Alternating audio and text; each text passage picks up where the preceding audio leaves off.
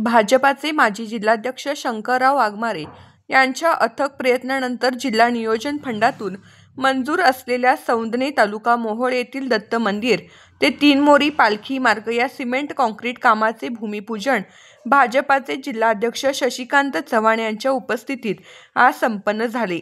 या प्रसंगी मोहोळ नगर परिषदेचे प्रभारी सुशील क्षीरसागर, जिल्हा सरचिटणीस विकास वाघमारे, जिल्हा चिटणीस महेश सोनी, राज्य परिषद सदस्य संजीव खिलारे, माजी तालुका अध्यक्ष सुनील चव्हाण, युवा मोर्चाचे अंकुश अवताडे, माजी सरपंच भारत सुतकर, माजी उपसरपंच संतोष नामदे, रमेश गोडसे, तंटामुक्त समितीचे उपाध्यक्ष गोरख भानवसे, ग्रामपंचायत सदस्य रमेश भानवसे, ॲडव्होकेट विशाल चौधरी, उल्हास माने, माऊली भगरे, संजय वाघमोडे, सागर दादा वाघमारे, विकास कोकाटे, सौ दीपाली कोरे, परमेश्वर माने, तुकाराम भानवसे, चंद्रकांत वाघमारे, बाळू भानवसे, तानाजी सुतकर, सुभाष भानवसे, सुभाष वसेकर, अविनाश मोकाशी, रईस पठाण, धनंजय भानवसे, मच्छिंद्र गाडे, लहू वाघमोडे, केदार पाटील, ज्ञानेश्वर राऊत, तानाजी गोडसे, पांडुरंग वाघमारे, विष्णू म्हेत्रे, राजेंद्र भानवसे, वैभव वाघमारे, कुबेर कोळी, कल्याण क्षीरसागर, सुभाष पाटील, दत्ता राऊत, निवृत्ती राऊत उपस्थित होते।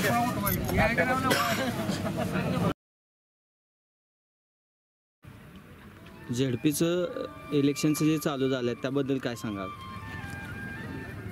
निवडणुकीची प्रक्रिया महाराष्ट्रभर चालू झालेली आहे। पहिल्या टप्प्यामध्ये नगरपालिका, नगर परिषदा होतील।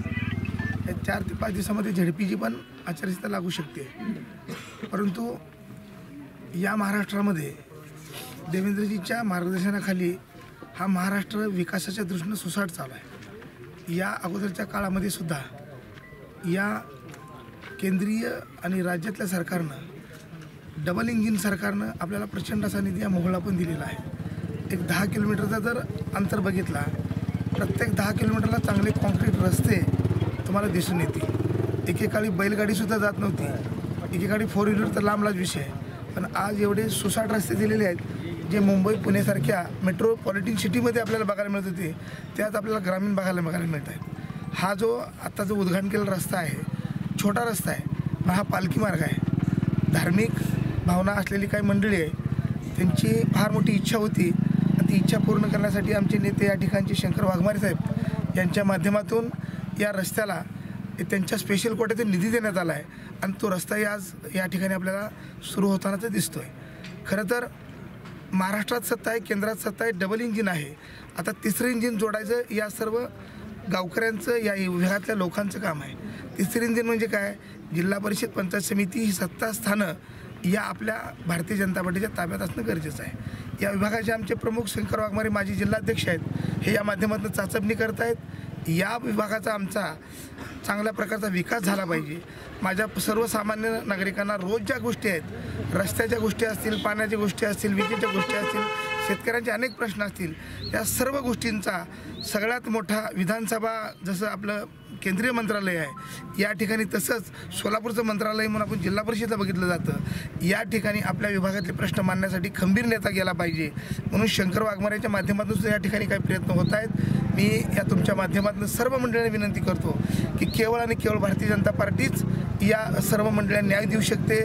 याचे जिवंत उदाहरणं या विकास कामाच्या माध्यमातून गेले 15 वर्षात 2014 नंतरचा विकास चालू झालेला आहे। तो विकास आज असा आमचा एक शेतकरी राहिला नाही, त्याला डायरेक्ट खात्यावर पैसे येत आहेत। वेगवेगळे माध्यम आहेत, वेगवेगळे विभाग आहेत, त्या विभागातून पैसे येत आहेत। म्हणजे ह्याचा अर्थ असा आहे की शेतकऱ्याची काळजी घेणारं सरकार या महाराष्ट्रात आहे, केंद्रात आहे, आणि या सरकारच्या माध्यमातून जिल्हा परिषद ही खंबीरपणे जर आपण आपली सगळ्यांनी निवडून दिली तर ताकदीनं कामं सगळी होतील।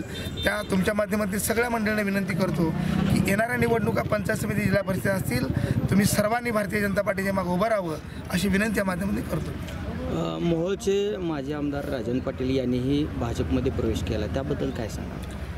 भारतीय जनता पार्टीमध्ये एकदा प्रवेश झाला की आमचं कुटुंब आहे, फार मोठं कुटुंब आहे। कुटुंबात आल्यानंतर एक कुटुंबातली शिस्त, एक कुटुंबातले सगळ्यांचे एकमेकाचे विषय चर्चा ह्या आमच्या कुटुंबात होतात। ज्यावेळेला आम्ही त्यांना स्वीकारलं त्यावेळेला आम्ही भारतीय जनता पार्टीने स्वीकारलं। आमच्यात कोणाच्याही मनामध्ये शंका कुशंका अजिबात नाही। भारतीय जनता पार्टीत प्रवेश केल्यानंतर या तालुक्याचं जिल्ह्याचंच राजकारण बदललं आहे। मी तर असं म्हणेन की महाराष्ट्रातल्या एक पहिली नगरपालिका अशी असेल की बिनविरोध होईल या दिशेने आपण चाललेलो आहे. हाच सगळ्यात मोठा विजय मालकांच्या माध्यमातून होऊ शकतो अशी आमची भावना आहे. कोल्हापूर जिल्हा परिषद गटासाठी शंकरराव वाघमारे इच्छुक आहेत, त्याबद्दल काय सांगा? माझ्या प्रत्येक कार्यकर्त्यांना न्याय मिळाला पाहिजे, माझा प्रत्येक कार्यकर्ता हा नेता झाला पाहिजे, ही भारतीय जनता पार्टीची संकल्पना असते. तशाच पद्धतीची संकल्पना आम्ही प्रत्येक कार्यकर्त्याच्या मनामध्ये ऊर्जा भरतो, उर्मी भरतो आणि त्यांनी या विभागात नेतृत्व करताना त्यांना आम्ही वरून प्रचंड असं प्रेशर देऊन प्रत्येक गावात जावा, व्यक्तीला भेटा, माणसाला भेटा, त्यांचे विचार जाणून घ्या, त्यांचे प्रश्न सोडवा, असं जसं आम्ही त्याचा वर्णबाडगा असतो तसं तेही मंडळी काम करतायत. या विभागातले तुम्ही सगळ्या मंडळींनी ताकद लावली तर शंकर वाघमारे सुद्धा या ठिकाणचे जिल्हा परिषद सदस्य 100% तुमचे नेतृत्व केल्याशिवाय राहणार नाही.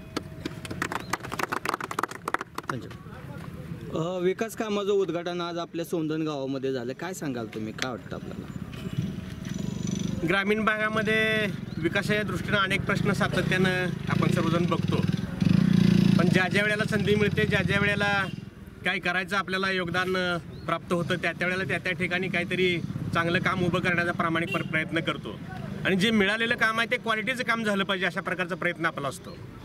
मी 20 वर्षापूर्वी गावचा सरपंच होतो आणि त्या काळामध्ये मी गावामध्ये सिमेंट कॉन्क्रीटचे रस्ते केले.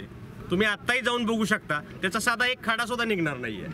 अलीकडल्या काळामध्ये कामाची क्वालिटी राहिलेलीच नाही आहे. आज सिमेंट कॉन्क्रीटचं काम केलं की 3 महिन्यामध्ये ते उचकुटून पडतं, अशा प्रकारची स्थिती आहे. आणि म्हणून हा पालखी मार्ग व्हावा अशी अनेक दिवसाची इच्छा होती.